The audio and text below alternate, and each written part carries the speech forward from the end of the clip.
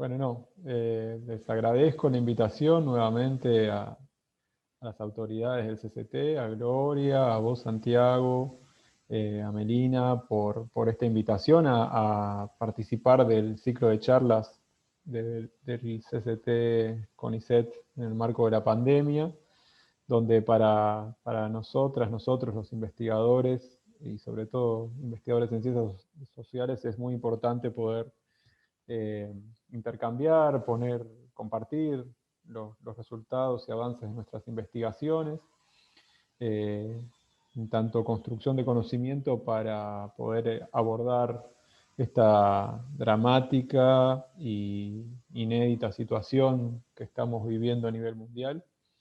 Creo que desde cada una desde cada una de las dimensiones de análisis y de estudio que podamos tener y desde cada una de las disciplinas, las ciencias en general, las carreras de investigación, tienen muchísimo para decir y a la vez tenemos la obligación de poner nuestro granito de arena en aportar para salir de esta situación, con el objetivo de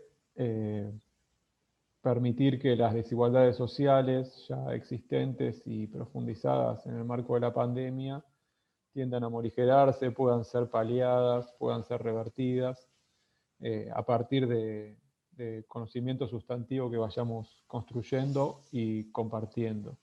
Así que para mí, de nuevo, es un gusto, un honor poder estar aquí. Yo ahora les voy a compartir resultados parciales de la primera fase de la investigación que estamos llevando en el marco de un proyecto COFECIT COVID-19, junto con el equipo de investigación, que ahora lo voy a presentar, y acá tengo el gusto de que algunas compañeras estén aquí también en el Zoom compartiendo esta conferencia. Presentar, les decía, avances parciales de la primera fase, consistente en la aplicación de una encuesta con las dificultades propias del caso, del contexto. Y bueno, hacer algunos análisis medio sobre la marcha, porque estos datos están siendo procesados todavía y recién la semana pasada pudimos tener disponibles y poder procesar algunos gráficos y tablas como para presentar y compartir aquí. Así que invito a ustedes también a que participen en estas reflexiones que pueden surgir a partir de los datos, porque está totalmente en marcha y por lo tanto, bueno, las reflexiones que voy a hacer van a ser parciales y preliminares en ese sentido. Voy a compartir acá para que podamos ir viendo.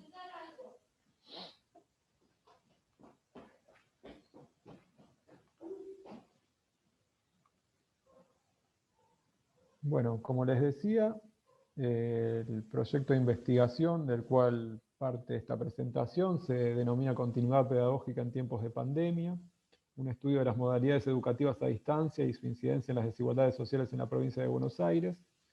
Y la llevamos adelante junto con la codirección de Leticia Munisterra y la participación de integrantes como Rosario Buzo, que aquí está, y le agradezco porque me ayudó también con el armado de la presentación, Matías Yucci, Magdalena Lemus, Eugenia Roberti y Nicolás Welchinger Lascano. Partimos de ciertos interrogantes, obviamente ustedes no recordarán del año pasado, pero bueno, esos interrogantes planteaban ver de qué modo accedían las familias de la provincia de Buenos Aires a cada una de las estrategias pedagógicas que se dieron en el marco de la emergencia por el COVID-19, esto es pasar a modalidades de virtualización, a veces mal llamadas educación a distancia, educación remota, sino bueno, modalidades virtuales y modalidades que en su gran mayoría han estado mediadas por las tecnologías digitales, pero no solo. Digamos, ha habido otras estrategias con mediaciones de tecnologías analógicas y no digitales para garantizar la continuidad pedagógica en los niveles inicial, primario y secundario de la provincia de Buenos Aires. A la vez, un interrogante que viene siendo perseguido obsesivamente por nuestro equipo es ver de qué manera se da la interrelación entre la apropiación de las tecnologías digitales y la puesta en práctica de diferentes modalidades de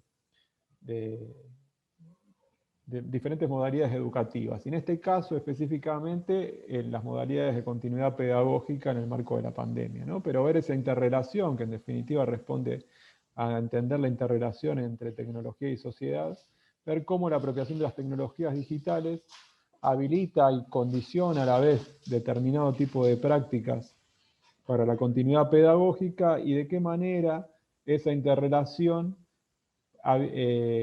genera el marco y a la vez promueve o podría tener el potencial para aumentar las desigualdades sociales o morigerarlas, atenderlas y tratar de revertirlas. A la vez, una gran pregunta por la digitalización. Siempre estamos en las investigaciones diversas que fuimos llevando adelante, la preocupación por ver cuáles son los modos y efectos de la digitalización de diferentes procesos de la vida cotidiana y en especial de los procesos educativos, y más en un contexto donde esto se dio de manera obligatoria debido a la suspensión de las clases presenciales durante el año 2020 y buena parte de lo que llevamos en el 2021. Así vemos también, lo que nos interesa poder ver es también cómo incide esta digitalización en las rutinas y también expectativas, valores, creencias y representaciones de las familias, ¿no? Cómo influye y ha incidido al interior de los hogares. Allí nos preguntamos si se observan diferencias entre clases sociales, géneros, regiones al interior de la provincia y en qué medida, nos preguntamos, en qué medida las políticas públicas diseñadas para atender el contexto de emergencia podrían ser pensadas, reflexionadas y rediseñadas para atender y paliar las desigualdades sociales existentes y las generadas en el marco de la pandemia. Como les decía al principio, se trata de un diseño metodológico mixto secuencial con una primera fase concentrada en una encuesta no probabilística, tendiente a evaluar la recepción de estas medidas educativas entre las diferentes clases sociales de la provincia de Buenos Aires, y se va a complementar con una segunda fase donde, luego de procesar los datos de esta encuesta, haremos entrevistas en profundidad para ver las valoraciones y representaciones que se encuentran detrás de las prácticas y de la incidencia que está teniendo la digitalización de los procesos educativos al interior de las familias y de los hogares. Aquí, como les decía, les voy a presentar resultados parciales de los datos construidos mediante esta encuesta que se realizó a través de una muestra no probabilística, dado el contexto y la imposibilidad de hacer una gran encuesta al modo tradicional, con presencia territorial y domiciliaria, que sería la condición necesaria para poder hacer una buena muestra probabilística. Decidimos hacer una muestra no probabilística, pero respetando los porcentajes poblacionales por nivel socioeconómico, regiones, género, y niveles de acceso a las tecnologías digitales de acuerdo a los datos surgidos de la encuesta permanente de hogares. Los informantes fueron personas entre 25 y 65 años. Al principio empezamos con 30 y 65, luego flexibilizamos un poco, con hijas o hijos en edad escolar, ya sea atendiendo el nivel inicial, primario y secundario. De esta forma pudimos cumplimentar 720 casos en toda la provincia y se aplicó un cuestionario autoadministrado de manera online, pero que pudo ser complementado para cubrir las cuotas de niveles socioeconómicos D y E y a hogares que no tenían acceso ni a internet ni a PC, mediante entrevistas presenciales al modo más tradicional. Las dimensiones de análisis que tomamos parten de un marco teórico que recuperamos de lo planteado por Mariano Zuckerfeld en diferentes escritos, que entiende las tecnologías digitales como una articulación de diferentes tipos de conocimiento, o mejor dicho, entiende las tecnologías digitales como la movilización de conocimientos bajo diferentes tipos de soporte, ¿no? Y él habla de los conocimientos que se movilizan a través de soportes objetivos, es decir, en objetos que están depositados en objetos, conocimientos de soporte subjetivo, donde somos los sujetos quienes portamos y acarreamos ese tipo de conocimientos. Y por último, los conocimientos de soporte intersubjetivo, es decir, conocimientos que no residen ni en los objetos ni en los sujetos, sino que son conocimientos que se movilizan y que circulan y operan a partir de las interrelaciones, a partir de las relaciones sociales entre los sujetos. De esta manera estructuramos el cuestionario. Acá está mal, es conocimiento de soporte objetivo. Perdonen, acabo de ver el error. Y vamos a ver diferentes subdimensiones: la infraestructura, el acceso al hardware, el software y a los contenidos digitales. En primer lugar, quería presentarles algunos resultados de la encuesta respecto a los tipos de conexión según el nivel socioeconómico. Acá vemos que el acceso a banda ancha es mayor previsiblemente entre los sectores ABC1 y se van escalando de acuerdo a medida que se desciende en el nivel socioeconómico. El Internet móvil del mismo modo también, pero es el que quizá tiene bastante presencia en los niveles D y E. Eso en relación a la infraestructura y el acceso a Internet. En cuanto a los dispositivos en el hogar, encontramos también con que la computadora personal tiene fuerte presencia en los hogares de nivel socioeconómico más alto, lo mismo las computadoras de escritorio, mientras que cuando hablamos de telefonía celular, las diferencias se tienden a equiparar, si bien en relación a los teléfonos inteligentes sigue distribuyéndose desigualmente según el nivel socioeconómico. Cuando vemos otros tipos de teléfonos celulares, vemos cómo también hay mayor prevalencia allí entre los sectores de nivel socioeconómico D y E. Y aquí vienen quizás las cuestiones más interesantes, porque lo que vimos respecto a la infraestructura y al hardware es un poco lo que demuestran las encuestas nacionales como la ENTIC o la MAUTIC respecto a cómo se distribuye el acceso a Internet y a los dispositivos como computadoras o dispositivos móviles como los teléfonos celulares. Ahora bien, lo que nos interesaba es cómo fue la utilización de contenidos digitales para la educación o para estudiar en tiempos de pandemia.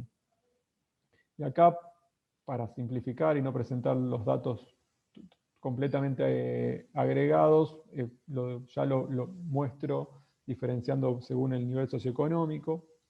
Y vemos donde los contenidos digitalizados prevalecen entre los sectores altos y medios altos, mientras que los contenidos en soportes analógicos, los trabajos prácticos impresos o los libros de texto impreso, prevalecen entre el nivel socioeconómico D y E.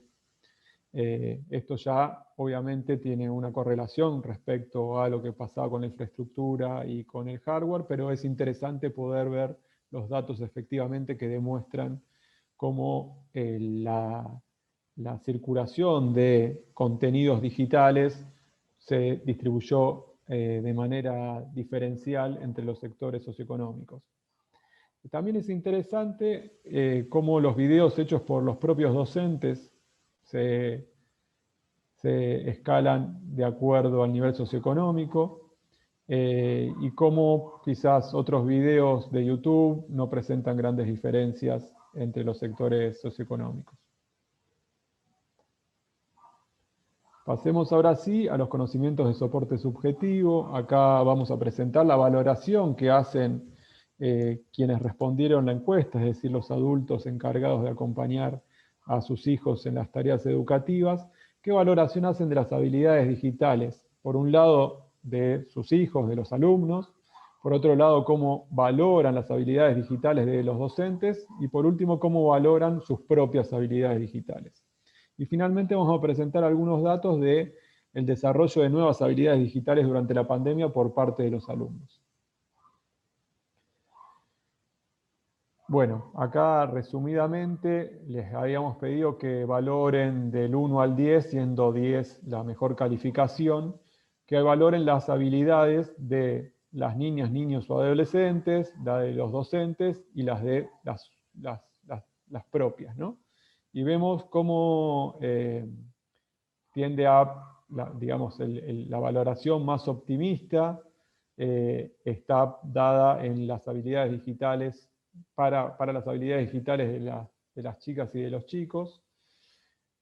Es un poco más severa, si se quiere, o no tan excelente para la valoración de las propias habilidades, y es un poquito más rígida y más severa cuando se tiende a valorar las habilidades digitales de las y los docentes. Ahí vemos claramente una diferencia. Cuando cortamos y cruzamos estas valoraciones por el máximo nivel educativo alcanzado por la persona que respondió a la encuesta, también encontramos ahí diferencias interesantes. Entre quienes tienen hasta el secundario incompleto, vemos que la valoración principal, la valoración más positiva sigue estando con los niños, pero bastante similar a la de los docentes y un poquito más alta que la de las propias personas adultas que acompañan a los niños. Cuestión que marca, acá lo ven bien expresado en el gráfico, cuando estamos en hogares donde el principal jefe de hogar tiene un mayor nivel educativo máximo alcanzado, ahí cambia notablemente la forma de valoración de las habilidades digitales. Ahí vemos que la valoración de las habilidades de las chicas y de los chicos sigue siendo la fundamental, la más valorada. Seguida también por los adultos, inclusive con quienes tienen estudios superiores completos, valoran un poquito mejor las habilidades propias que las de sus hijas o hijos. Pero lo interesante acá es cómo respecto al primer grupo que tiene hasta secundario incompleto, desciende bastante, o por lo menos relativamente, si lo comparamos, la valoración de las habilidades de los docentes. Esto, digamos, porque puede pensar a partir de esta dimensión subjetiva cómo va a ser valorado el tema de la suspensión de clases presenciales y el uso del pasaje hacia una modalidad virtual de la educación. Y por último, dentro de esta dimensión vemos el desarrollo de nuevas habilidades digitales de los alumnos durante las pandemias. Y acá están ordenadas, una pregunta de respuesta múltiple. La mayoría, una buena parte, ha dicho que las chicas y los chicos aprendieron a usar aulas virtuales. Es el nuevo conocimiento adquirido, el nuevo conocimiento subjetivo adquirido durante la pandemia. Hacer videoconferencias también, o usar programas o plataformas educativas.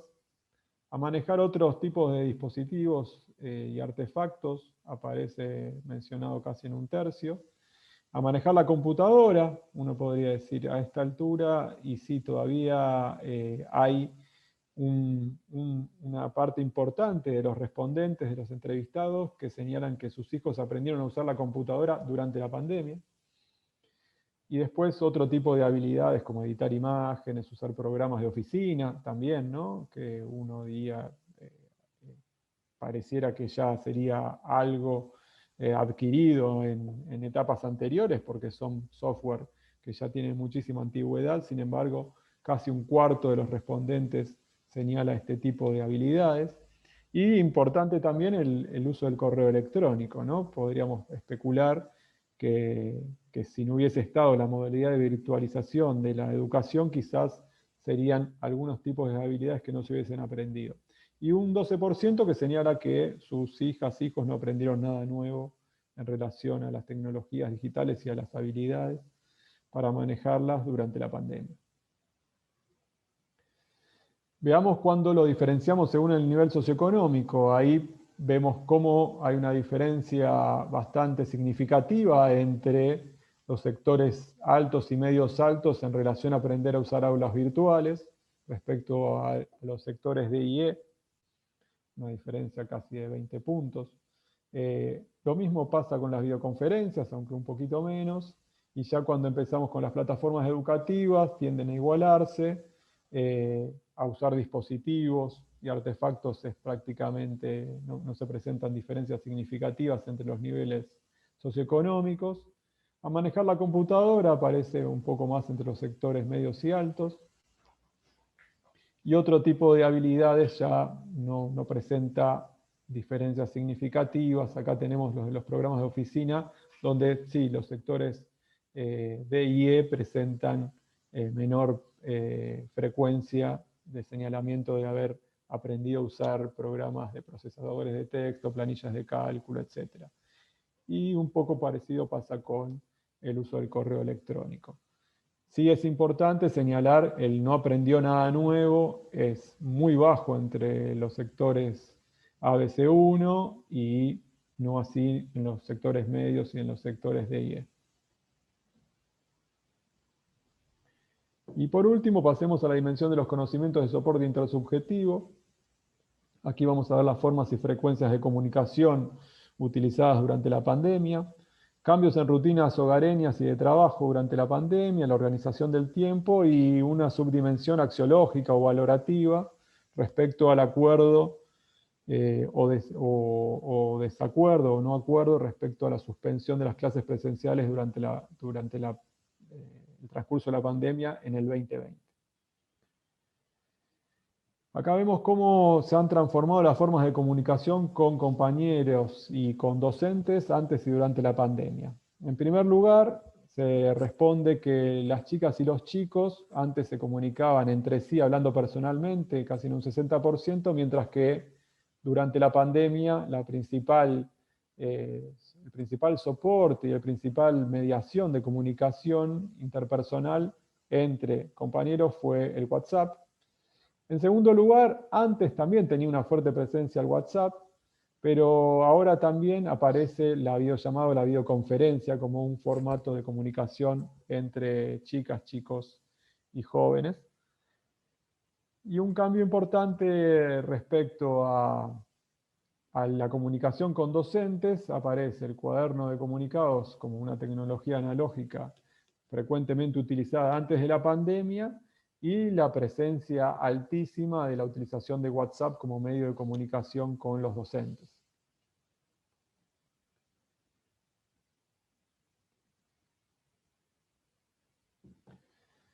Si analizamos cuál fue la frecuencia o el promedio mensual de contacto con los docentes durante el 2020 y lo diferenciamos por los niveles socioeconómicos, también vemos algunas diferencias interesantes para señalar.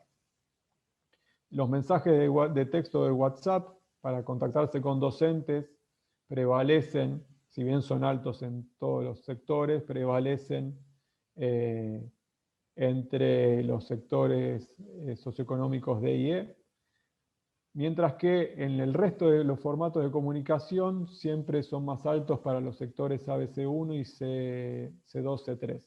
Por ejemplo, el correo electrónico, la llamada por WhatsApp, ¿no? Ya el mensaje de texto de audio, y el realizar videollamadas y videoconferencias. Ahí hay una fuerte diferenciación entre los sectores socioeconómicos. ¿Cuántas horas dedicadas en promedio a las actividades educativas y cómo esto se vio trastocado a partir de la modalidad virtual y la suspensión de la presencialidad? Acá contaba, la pregunta indicaba que contara incluyendo las horas que antes estaba en la escuela. Y vemos que hay un cambio en la organización temporal de la jornada dedicada al estudio, cuando antes indicaban que antes de la pandemia solo un 52%, la mitad indicaba que eran menos de 5 horas diarias dedicadas al estudio. Durante la pandemia esa frecuencia aumenta a un 65,8%. Entre 5 y 7 horas diarias, antes de la pandemia, indicaron un 38,3% de quienes respondieron, mientras que esa frecuencia cae a un 25,9% durante la pandemia, y lo mismo hay un descenso un poquito menos marcado entre quienes señalaban que era entre 8 y 10 horas diarias dedicadas al estudio antes de la pandemia y durante la pandemia. El promedio mensual también vemos que las horas diarias eran de 4,4 horas en promedio antes de la pandemia, y durante la pandemia descienden a 3,9. Esto nos hace pensar y nos va a permitir reflexionar también respecto a cómo la mediación de las tecnologías digitales altera nuestra capacidad de atención y de concentración para el estudio, quizás, ¿no? Esto también puede pensarse en relación y en debate con mucho de lo que se presuponía respecto a la capacidad que tienen las tecnologías digitales para generar más espacios y más tiempos y mayor dedicación para el estudio debido a la no al distanciamiento y a no tener que estar presente físicamente.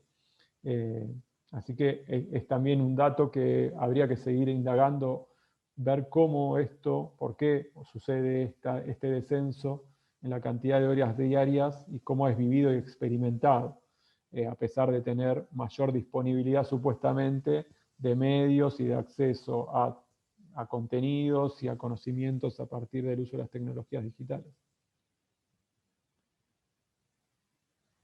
También preguntamos cómo cambiaron las rutinas luego de la suspensión de las clases presenciales. Bueno, la mayoría responde que han cambiado mucho las rutinas hogareñas a partir de la suspensión de las clases. Esto es previsible. No hay en sí mismo diferencias muy significativas, pero es mayor la frecuencia de el que cambió mucho entre los sectores altos y medios altos. Pero obviamente resulta interesante también distinguir por géneros cómo influyó la suspensión de la presencialidad en las actividades laborales de las personas adultas encargadas de acompañar a los chicos en la educación. Y ahí vemos que influyó más en las mujeres que en los varones. Esto también es para seguir indagando y ver cómo se han distribuido las tareas de cuidado y qué efecto han tenido las tecnologías digitales en ese impacto mayor que tienen entre las mujeres que entre los varones, quizás en las tareas de cuidado. Digamos, ahí son cuestiones complejas que habría que ir visualizando con mayor profundidad. Este es un dato interesante que a priori uno podría haber esperado que fuese distinto. Le preguntamos si en la familia contaron con el tiempo necesario para dedicarle al acompañamiento del estudio de niñas y niños durante la pandemia, y un 80%, más de un 80% señala que sí, que han tenido tiempo para hacer ese acompañamiento. Y por último pasamos al nivel axiológico, al valorativo que yo les señalaba, y esto acorde con otro tipo de mediciones que han habido y que se han difundido. Encontramos un alto nivel de acuerdo con la suspensión de las clases presenciales durante el 2020, independientemente, con algunas variantes, pero no muy significativas según el nivel socioeconómico. Encontramos que más de un 60% y casi largamente a veces alcanzando niveles del 70%, se ha mostrado de acuerdo con la suspensión de las clases presenciales en relación o como consecuencia de la emergencia por el COVID-19. Y para finalizar, quería algunas reflexiones, ¿no? Digamos, acá he mostrado y he descrito prácticamente los datos. Como les decía, estamos en esta fase todavía de procesamiento y del análisis de los mismos. Ya vendrá tiempo para hacer nuevos cruces, construir variables complejas, pensar análisis bivariados o multivariados para ver los cruces. Les adelanto que cuando uno distingue entre el nivel de acuerdo con la suspensión de clases y las valoraciones respecto a las habilidades digitales de los docentes, por ejemplo, o respecto a la adquisición de nuevas habilidades digitales por parte de los niños, o respecto a la disposición de tiempo para el acompañamiento, hay variaciones interesantes en el nivel de acuerdo o desacuerdo respecto a la suspensión de clases que merecen seguir siendo profundizadas. Pero como reflexión, una de las primeras 3 reflexiones que quería dejarles a partir de esto es cómo pensar las diferencias que se van viendo en esta mera descripción de los datos y cómo pensar las similitudes, obviamente, o las faltas de diferencia, ¿no? La no diferencia. Usualmente la literatura ha pensado estas diferencias y cuando se comparan entre grupos sociales a partir de la noción de brecha digital, ¿no? Y ahí es como fácil y recurrente caer en poder explicar respecto a que el acceso o no acceso a la tecnología es lo que determina las diferencias que encontramos en los otros tipos de dimensiones. Yo quisiera, sin desconocer la validez de este tipo de argumentación, sin dejar de lado la idea de poder pensar cómo el acceso o no acceso influye en las valoraciones, en las prácticas respecto al uso de las tecnologías y más en un contexto como el que estamos atravesando, pensar también las articulaciones mejor también en relación a las diferentes dimensiones, ¿no?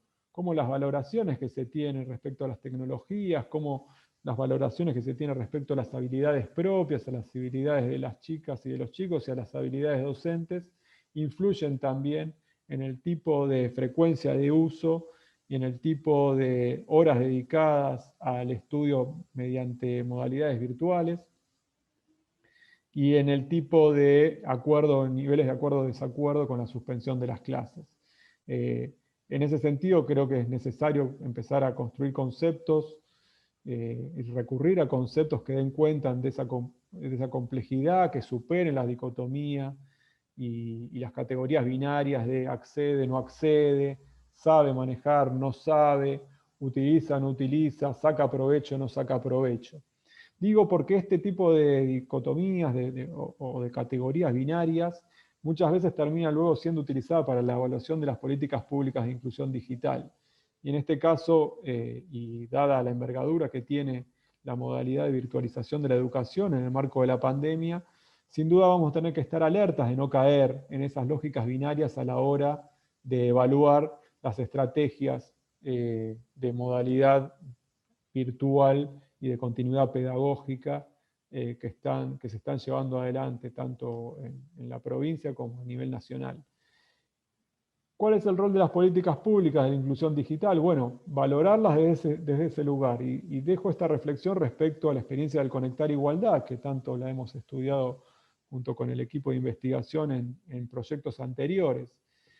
Quizás lo que se esperaba, a veces se evaluaba mucho esa política respecto a los objetivos planteados en el diseño de la política, y así se llegó luego a conclusiones que ahora, a la luz de lo que ha sucedido con la pandemia, aparecen pues, fuertemente cuestionadas. Digamos. La idea de que solo se trataba de repartir computadoras para saldar la brecha digital y que luego, una vez saldada, o que el desarrollo tecnológico y la propia lógica del mercado tendía a reemplazar las computadoras por otro tipo de dispositivos móviles, sobre todo de los celulares, ya no valía la pena seguir invirtiendo en este tipo de políticas de inclusión digital. De hecho, el programa Conectar Igualdad por el anterior gobierno fue dejado totalmente inactivo y suspendido. Y ahí vemos, lo veíamos en algunos de los datos, la importancia que todavía tiene el aprender a usar la computadora, y cuando crucemos los datos respecto al tipo de habilidades y al tipo de prácticas realizadas durante la pandemia a través de dispositivos digitales y comparemos quienes tienen acceso a PC y quienes no lo tienen, seguramente vamos a encontrar diferencias sustantivas allí o significativas, con lo cual se ha demostrado que la necesidad de la distribución de un tipo de dispositivo no necesariamente debería evaluarse y decidirse de acuerdo a la lógica meramente tecnológica de los desarrollos del mercado, de las corporaciones en el mercado, de acuerdo a qué tipo de tecnología es la que se iba poniendo más en uso, más de moda.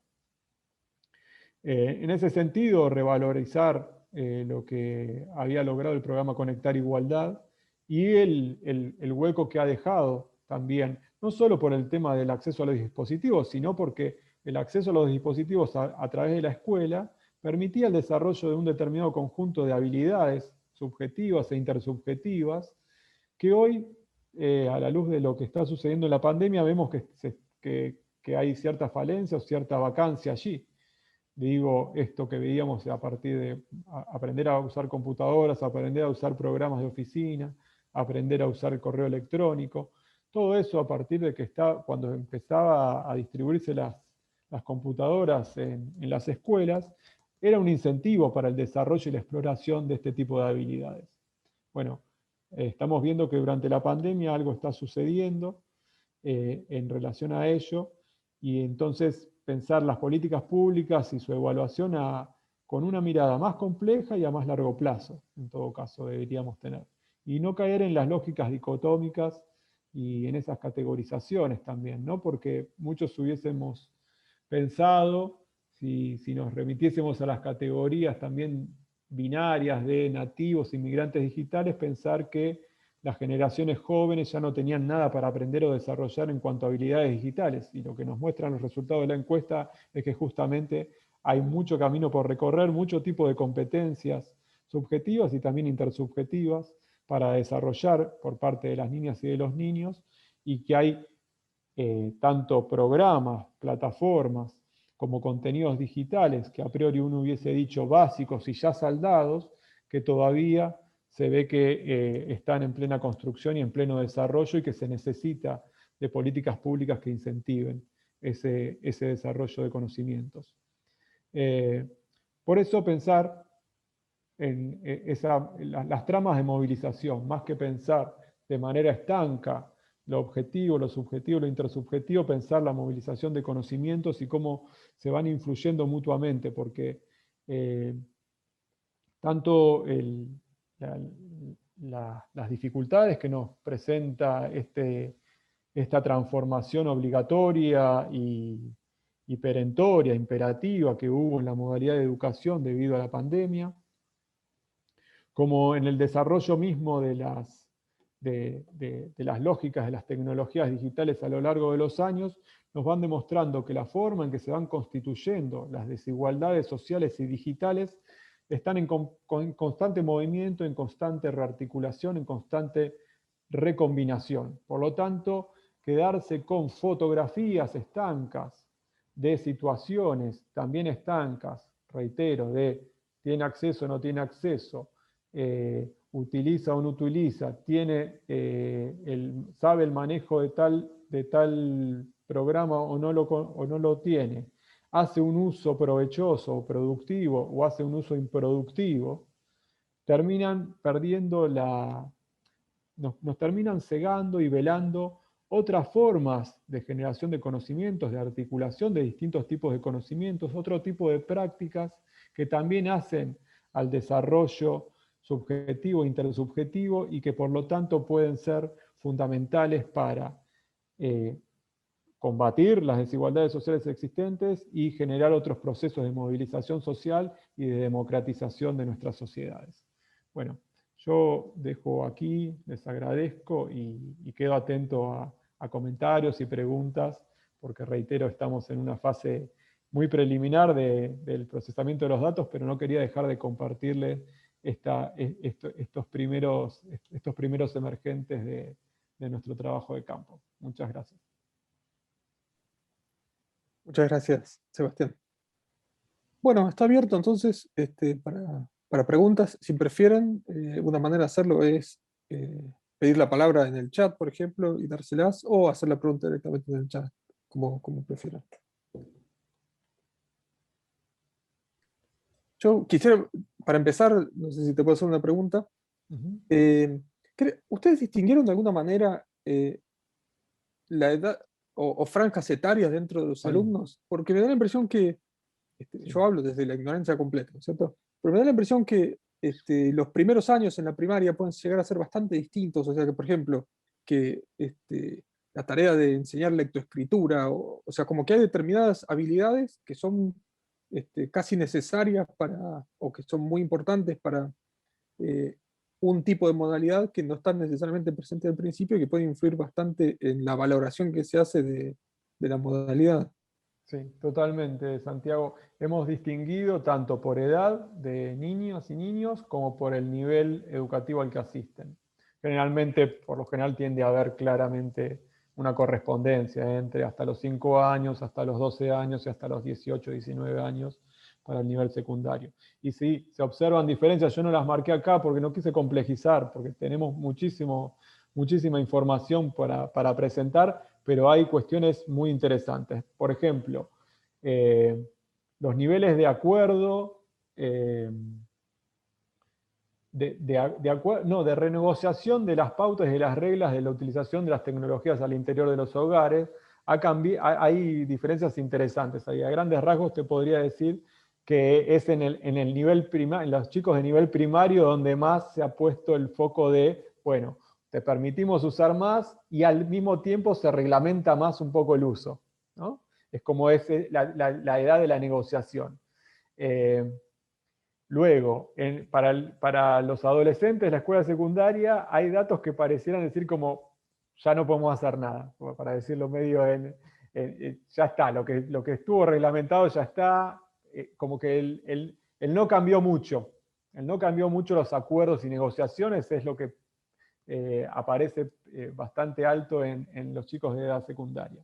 Lo mismo con el tipo de habilidades digitales, hay diferentes valoraciones respecto a los chicos según la edad. Y, y- y- y también otra cuestión respecto bueno, obviamente la frecuencia y la intensidad de uso, eh, pero respecto a los dispositivos también de acuerdo a la edad y el tipo de plataformas que utiliza. eh, y había, bueno, hay algo del nivel inicial que ahora se me escapa, pero había también una particularidad de los chicos de nivel inicial, ¿no?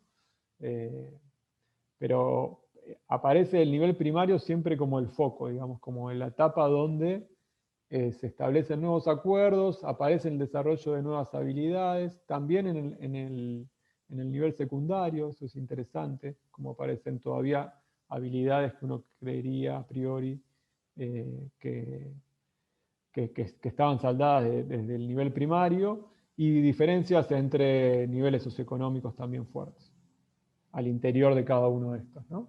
Y también pudimos distinguir entre el tipo de establecimiento al que asisten, estatal o privado. Y ahí también aparecen diferencias en algunos puntos significativas y en Sí, otras sí, sí. no falta diferencias, que también es para reflexionar, digamos, la no diferencia también merece ser conceptualizada también, ¿no? Porque nos habla también de grandes procesos de subjetivación, de marcas de época quizás, ¿no? También que atraviesan diferentes sectores sociales, grupos etarios, eh, géneros, etcétera, y regiones que es interesante. Perfecto. Hay una pregunta por el chat de María Teresa Sí, Rodríguez. No sé si quieres leerla, quieres que te la lea. a ver. Dice, en este sentido, ¿cómo se escogieron los lugares e instituciones educativas en donde se aplicaron las encuestas? ¿Clases económicas o sectores específicos de la provincia de Buenos Aires? No, se hicieron, María Teresa, ¿cómo estás? Se hicieron, la encuesta se hizo online y manteniendo cuotas, no lo hicimos en instituciones educativas. Sino que se previeron cuotas respetando la distribución poblacional que hay de acuerdo a las encuestas, a la encuesta de pH que es probabilística, mantuvimos esas cuotas. Pero no hicimos exactamente en instituciones educativas el trabajo. Seguramente una de las estrategias para hacer la parte cualitativa sí sea entrar por instituciones educativas y entrevistar tanto docentes como a padres, madres y probablemente si pudiésemos también a chicas y chicos. Profe, qué pena. ¿Nos podría explicar qué son cuotas? Pues no, nosotros no sabemos, o al menos yo. Gracias.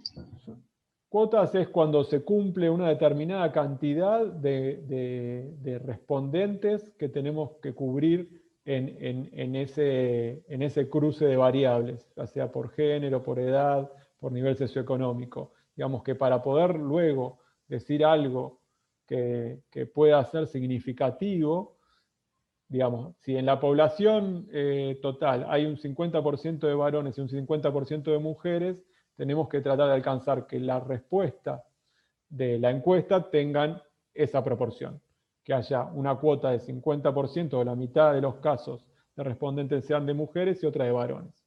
Obviamente en una encuesta autoadministrada que circula de manera online y en este contexto y que de movida es no probabilística, luego hay que hacer algunos ajustes y ponderaciones para poder respetar esas proporciones. Pero la idea es marcar que de todos los casos que responden la encuesta, luego hay que, se pueden o desechar otros o sobremuestrear algunos sectores, ya sea socioeconómicos, de género o de edad, pero sí alcanzar un mínimo de cantidad de casos con que respondan a esa variable y a las categorías al interior de esa variable. Eso hace que sea no probable, justamente es lo que rompe lo probabilístico ahí, ¿no? Porque si uno tiene que sí o sí mantener, bueno, tratamos de que esas cuotas se ajusten a la estructura que tiene la población en general, respetándola y luego en todo caso ponderando y ajustando. Bueno, te agradezco No sé una si vez más. hay comentarios, preguntas. Sí, sí, no sé si Yo en alguien pos quiere. de cumplir con el horario de 30 minutos fui un poco rápido No, está perfecto, sí. en cada uno de los cuadros. Pero... Yo una cosa que no entendía del todo al principio era cómo estaban, es una pregunta tal vez demasiado específica, ¿no? Pero cómo estaban eh, este, armadas las probabilidades, perdón, los porcentajes, porque en las primeras no entendía del todo cómo era que sumaban. En, En las primeras, en las primeras gráficas que había mostrado. hay algunas que tenían el 100% y estaba mal porque eran respuesta múltiple. Está bien. Por ejemplo, los contenidos, ahí aparecía y no era.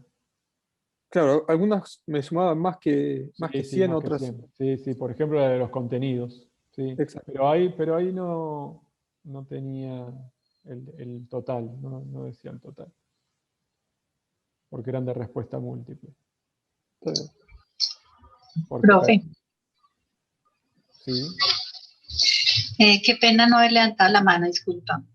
no, todo bien. Yo tengo como una duda con respecto a las personas, o sea, se le hizo una pregunta a pues a los que les contestaron y a esto le arrojó a ustedes, les arrojó que no había acompañamiento, o sea, en algún porcentaje no había acompañamientos de esos cuidadores o esas personas de familia. Esos resultados, ¿cómo se podía analizar pues más adelante? ¿O usted ya tienen como dentro de un derrotero o una perspectiva de apropiación o de significados? ¿Por qué no, si estábamos en pandemia y no habían salidas, comillas, digámoslo de esa manera, por qué no había acompañamiento a estos escolares dentro de ese sinnúmero académico que había la oportunidad en la familia de poder realizar algunas tareas, algunos eventos específicos o algunas, comillas, vigilancia en ese cuidado educativo? Sí. Entonces mi pregunta es, ¿cuál sería de pronto ese supuesto, esa subjetividad de ocurrencia de por qué no se dio ese 100% de que en ese rol de familia o en ese espacio la apropiación no fue el 100%, profe? Sí. Está buena la pregunta, María Teresa. Ahí la pregunta era si habían contado con tiempo suficiente o necesario para dedicarle el acompañamiento. Había un 86% que decía que sí y un 14% que no había contado con tiempo. No quiere decir que no hayan acompañado, sino que no tenían el tiempo suficiente, digamos. Ahí es donde empieza a parecer interesante el poder ver cómo se vio ese estar ahí, digamos, si fue flotante, si fue ahí, sin un acompañamiento dedicado exactamente al estudio, si hubo que compartir el espacio con otras tareas del hogar o con tareas laborales.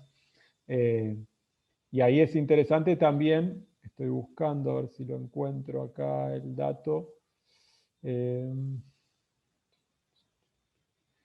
Preguntamos también si habían tenido que pedir ayuda durante la pandemia. Y ahí había fuertes diferencias entre los sectores sociales, entre los sectores socioeconómicos. Bueno, lo digo así, pero había una necesidad de haber recurrido a otras personas para ayudar en las tareas educativas. Bueno, ahora no lo voy a encontrar.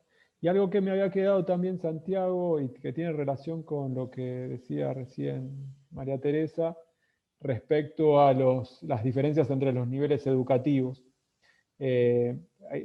Hicimos otra pregunta respecto a preocupaciones o situaciones problemáticas que se podrían dar propias de la virtualización, ¿no? Y preguntábamos qué miedos tenían previos respecto a la virtualización, digo, miedo al hackeo, miedo al robo de identidad, miedo a la pornografía infantil, miedo a la exposición, de diversas cuestiones, y que efectivamente luego habían sucedido.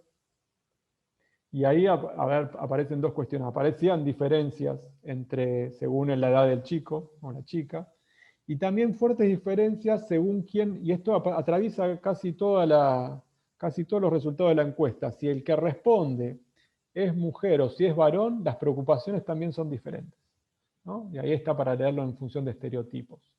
Y también el tipo de valoración de las tecnologías, de las habilidades digitales, tanto de los chicos, de los docentes, como de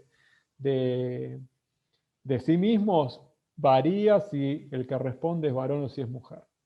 Y por otro lado, respecto al uso de plataformas, la preocupación por el uso de plataformas, también a veces varía, ¿no? El desarrollo de habilidades varía llamativamente, ¿no? Porque si esto se distribuye, digamos, independientemente del género de la niña o el niño, con lo cual es como, se pone en juego ahí la representación del respondente, y de acuerdo a su género y a los estereotipos que puede estar llegando respondiendo ahí, ¿no? No los puse acá porque eran difíciles de exponer, pero hay como una reiteración en ese tipo de visiones, ¿no? Como que hay otra representación, diferentes representaciones de las tecnologías digitales según el género de quien responde. Y todavía más del que responde que del sujeto sobre el cual se está respondiendo. Claro, o independientemente de eso, digamos, ¿no? Seguramente, si cruzamos por el género, también debe haber otro tipo de preocupaciones si es mujer que si es varón. Si es niña que si es niño, digamos. Sin duda. Y lo que perdón, ¿cómo estás, Juan Antonio? Y seguramente lo que se espera de qué habilidades desarrollar, también, ¿no? Sí, disculpame. Perdón, sí, buenas tardes. Uno por ahí al no ser del área teme a veces, y al ser un tema tan interesante, bien trabajado y que nos toca con la experiencia cotidiana, teme preguntar banalidades. Pero bueno, sobre todo teniendo chicos en esos márgenes críticos, contaste un poco todo lo que nos había pasado. Pero no, lo que me preguntaba, una cuestión más, volviendo a estas cuestiones más de detalle técnico que surgían durante la exposición, ¿cómo se calculaba esta cuestión de la diferencia en el tiempo dedicado a la educación o a la actividad educativa? Digamos, en ese cálculo se incluía, digamos, tenía que ver con el tiempo que se dedicaba en el hogar o con el tiempo dedicado entre la escuela y el hogar. En total. Se aclaraba que previo a la pandemia, que contaran las horas que estaban en la escuela. Está bien, está bien. Sí. No, ahora entiendo mejor entonces. Ahí también hay que reflexionar respecto a luego la interpretación y las limitaciones de un cuestionario autoadministrado también, ¿no? Claro. Porque Sí, uno sí. si lo lee rápido esa pregunta y no presta atención, quizá piensa cuánto tiempo le dedicaban en el hogar, porque ahora si te están preguntando durante la pandemia lo que pasa en el hogar, pero no, estaba específicamente aclarado que contaran la cantidad de horas que pasaban en la escuela. Bueno, gracias. No, por favor. Pero de nuevo, está buena la pregunta, Juan Antonio, porque ¿qué hace eso? ¿Es solo la mediación tecnológica? ¿Son las plataformas? ¿Es que estamos con otras tareas en el hogar? ¿Es la predisposición? ¿Es el rol mediador que tiene que tener el adulto, adulta y las capacidades para hacer una pedagogía para la cual no estamos preparados? ¿Qué es lo que hace que, bueno, está bien, antes eran 4 horas en la escuela más 2 de estudio, bueno, si completamos 3, ya está. No. Pero Claro, entonces ahí es interesante ver cómo, digamos, por qué lo que siempre decimos, el estudio de las tecnologías digitales no tiene que centrarse solamente en el artefacto y en lo que está encerrado en la tecnología digital, sino que justamente es esa mirada compleja de todo el contexto y de toda la situación la que hace a esa apropiación de la tecnología. Sí, María Teresa. Profe, me surge como otra duda, qué pena. Aquí en las preguntas, en los interrogantes que ustedes lograron como, digamos, proyectar, la pregunta donde habla sobre los efectos que tiene la digitalización de los procesos educativos de niños y niñas y jóvenes en las rutinas y expectativas de sus padres y madres. Bueno, a mí me surge la pregunta si en este mundo moderno en que estamos, los grandes cuidadores ahora no son padres y madres, sino que son abuelos, son adultos mayores, incluso la señora que nos ayuda en la casa, la del servicio doméstico, o incluso una vecina que temporalmente puede hacer el trabajo de cuidado. ¿Cómo ustedes han logrado encontrar, ya a partir como de la sistematización que están revisando, que no realmente fueron padres y madres? O sea, no fue sucinto la particularidad con que hacen este interrogante, sino que encontraron otros miembros, otras personas que, digamos, desechan ese interrogante propuesto. Bien, en principio, digamos, por esta cuestión de cómo se estructuró la muestra, hubo que tomar ciertas decisiones, ¿no?, respecto a eso. Porque si se atendían todas las posibilidades, de todas maneras, y esto es un cruce que hay que hacer, a ver cuando respondieron que había integrantes, la pregunta fue si había integrantes en el hogar en edad escolar. Entonces, y después tenían que poner el grado de parentesco que tenía la persona que respondió con respecto a esa niña o niño. Ese dato acá no lo tengo presente para ver, bueno, en qué medida han respondido adultas, adultos, personas adultas que no eran directamente padre o madre de los chicos. Pero acá otra cuestión, que yo no lo dije, que va a merecer una mediación posterior, es que vamos a presentar la reflexión en función de los conceptos de clase, de las categorías de clase social, que no es exactamente la misma que la de nivel socioeconómico. Ahora, para hacer la muestra era mucho más factible y plausible, porque es lo que se utiliza generalmente para este tipo de encuestas, ir por nivel socioeconómico. Tuvimos que hacer toda una serie de preguntas para luego poder traducir en el esquema de clases que estamos manejando de Goldthorpe, entre clases intermedias, clases de servicios y clases trabajadoras. En ese sentido, como esa clasificación de las clases es muy importante, todo lo ocupacional y laboral de la persona, hicimos un recorte en la edad de quien respondía y pusimos este recorte hasta los 65 años. De vuelta, son decisiones metodológicas que hay que hacer para que sea factible hacer un trabajo como estos, ¿no? Y más en el contexto que estábamos. En ese sentido deben haber quedado muchos adultos mayores que quizás están a cargo del cuidado y acompañamiento de chicas y chicos durante la pandemia, que no han respondido porque quedaron explícitamente afuera. Gracias. Es interesante, digamos, ahí está Leticia Munisterra también, cuántas decisiones que hubo que tomar, uno las puede prever, digo Leticia, profesora de metodología, está Alicia también, cuántas decisiones que uno en los papeles resultan mucho más fáciles y cuando uno se tiene que enfrentar a las decisiones en el trabajo de campo y a las posibilidades que puede haber, tiene que tomar un montón de decisiones que a priori o en teoría uno no estaría dispuesto a tomarlas también, ¿no? Y más en este contexto, digo, ¿no? Como para poder llevar adelante un trabajo de estas características cuando no estaba habilitada la circulación o estaba muy restringida la circulación, también fue un enorme desafío y es un aprendizaje en sí mismo, digo, ¿no? Un aprendizaje en sí mismo, así como estamos haciendo esto, conferencias mediante medios virtuales, etcétera, el hacer trabajo de campo bajo modalidades virtuales también tiene todas sus implicancias y el desarrollo de ciertos conocimientos y habilidades como investigadoras e investigadores que también es necesario reflexionar sobre ellas luego, una vez pasado esto también, ¿no? ¿Cuál fue nuestro lugar, nuestra posición al interior de estos procesos también?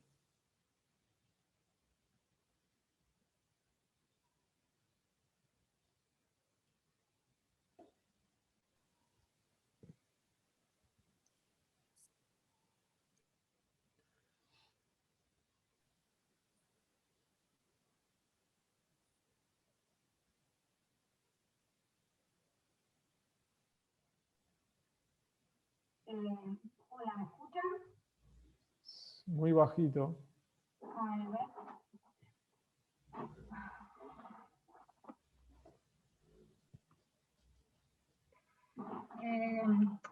¿Ahí me escuchan mejor? Sí, ahí mejor, Leti, ¿cómo estás? Estaba lejos de la compu. No, simplemente un poco como para acompañar la presentación de Sebastián y las cosas que venía diciendo, me parece que esto que acaba de mencionar recién es clave. Nosotros partimos de una muestra ideal pensando que podíamos relevar las clases sociales como nos parecía, que podíamos relevar en las regiones como mejor nos parecía, siempre, digamos, tratando de estimar una muestra que no era probabilística, porque no iba a ser un trabajo de campo probabilístico, pero que sí respetara, digamos, los parámetros nacionales, por ejemplo, los parámetros poblacionales, los parámetros de género, los parámetros, digamos, de las clases sociales, y después cuando fuimos a hacer el campo, digamos, tuvimos que ir tomando decisiones para que se ajustara a que ese campo nos pudiera brindar la información que nosotros necesitábamos construir. Entonces, ahí es cuando aparecieron, digamos, algunas cuotas que no habíamos pensado, o algunas decisiones en relación o cambios en relación al porcentaje de personas que tuvieran determinada cantidad de edades, ¿no? Como para que hubiera más gente joven que tuviera hijos en edad escolar, para que eso nos permitiera poder recuperar un poco, ¿no? la mirada de la cuestión digital y educativa. Y bueno, entonces como que fuimos haciendo ajustes en el proceso, y bueno, nada, o sea, una cosa es lo que dicen los libros y los manuales de metodología, y otra cosa es lo que uno puede hacer cuando está condicionado por una pandemia, ¿no? Y aunque no hubiera pandemia, hay veces que también es necesario ajustar en función de las posibilidades, porque es una encuesta realizada en NOVA por un Instituto de Estadísticas Nacional, una muestra probabilística, sino por un equipo de investigación, ¿no? Entonces, bueno, también eso implica ciertos ajustes a las condiciones y a las posibilidades que se tienen. Pero no por eso nosotros decidimos hacerlo igual a pesar de ese condicionamiento. Nos parece que obtuvimos un montón de información súper valiosa para que está en proceso, como decía Sebastián, y que estamos empezando a trabajar, con lo cual, digo, esto que él presentó es solamente digamos, el principio. Hay un dato, Seba, que no sé si vos mencionaste, que tiene que ver con la aceptación, con el nivel de aceptación de la virtualidad. Sí, sí, es el ¿no? último ahí en el axiológico. Eso lo Es mencionaste. superior al Porque 66%. ese me parece que es como, nada, Sí. como uno de los grandes datos de la Sí. investigación, ¿no? Que el 64%, 66, no me acuerdo cuánto por El ciento. 66 en promedio y para ciertos sectores hasta el 70 casi alcanza. Claro, de aceptación de la virtualidad para la educación, es un dato súper interesante, sobre todo para contrarrestar toda Sí. digamos, la cuestión mediática que hay detrás de que Ujú. los chicos tienen que ir a la escuela de manera presencial, ¿no? Entonces me Sí. parece que nada, que la investigación da para mucho, lo vamos a seguir trabajando, pero bueno, Sebastián presentó como los primeros datos que nos parecieron más relevantes y significativos como para empezar a discutir y a conversar. Sí. Sí, algo adicional es que ahí yo los presenté agrupados como de acuerdo, ni en desacuerdo y en desacuerdo, pero lo tenemos más desagregado en muy de acuerdo, en desacuerdo y muy en desacuerdo. Y el muy en desacuerdo es muy bajo y entre los que están de acuerdo prevalece el muy de acuerdo. Es mayoritario el muy de acuerdo por sobre el de acuerdo. Ahí Hay está una levantando la pregunta mano. de Juan Montes y tal vez con eso vamos a ir. Dale, Juan. Sí, buenas tardes. ¿Cómo estás, Muchas Juan? gracias por tener- ay, casi no. Por permitirnos estar aquí en ese. No, ¿sí se escucha bien? Sí, ahí se escucha. Aquí se aparece algo extraño aquí en el computador. Una pregunta que me ocurre aquí con esto. A partir de la investigación que ustedes están haciendo, eh, ¿ustedes cómo ven que va a ser el regreso al aula o cómo va a ser el regreso a esa regularidad? Y la escuela va a estar, digámoslo, a la altura de ese retorno al aula con todos estos diferencias que han pasado pues en el grupo de los estudiantes, en el cual se ha masificado en este momento el uso de la tecnología. ¿Consideran ustedes que la escuela va a estar como preparada para ese reto que se le viene?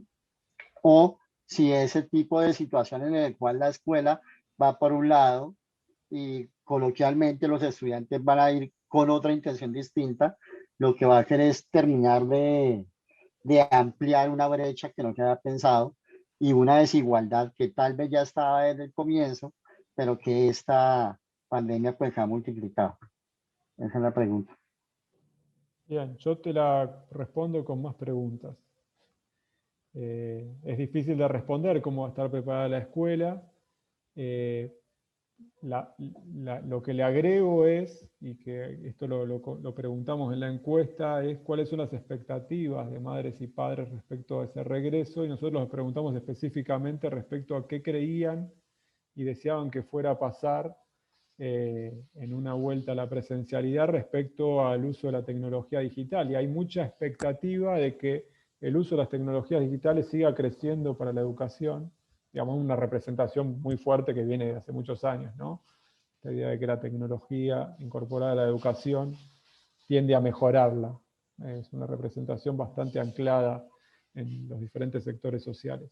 Pero hay una expectativa de que algo de lo que se estuvo potenciando y desarrollando durante la pandemia continúe, por lo menos en los datos que vemos de la encuesta. Entonces ahí es cuán preparada va a estar la escuela para retornar, pero no retornar a lo que fue el pre-pandemia, sino retornar a la normalidad, pero con la experiencia acumulada de lo que sucedió durante la pandemia.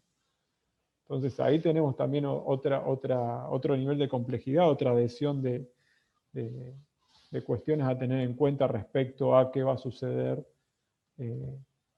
con las escuelas y la vuelta a la presencialidad, y qué va a ocurrir con todo lo acumulado en relación a la virtualidad durante este ya año y medio largo que estamos atravesando, ¿no? Y las expectativas despertadas en función de eso. para cerrar, si se quiere. Antes la pregunta respecto a una situación ideal de la virtualización de la educación era ideal. Estaba en la idea, era una idea. Ahora hay una experiencia práctica concreta sobre la cual se pueden reproducir, transformar esas representaciones que había. Digamos. Es como, si se quiere, una segunda capa para analizar también, ¿no? Lo que ha generado a nivel de las representaciones el hecho de haber tenido una experiencia práctica, masiva, global, de pasaje a la modalidad virtual de la educación. Es muy fuerte, es muy impresionante eso. Y no durante un mes, un año.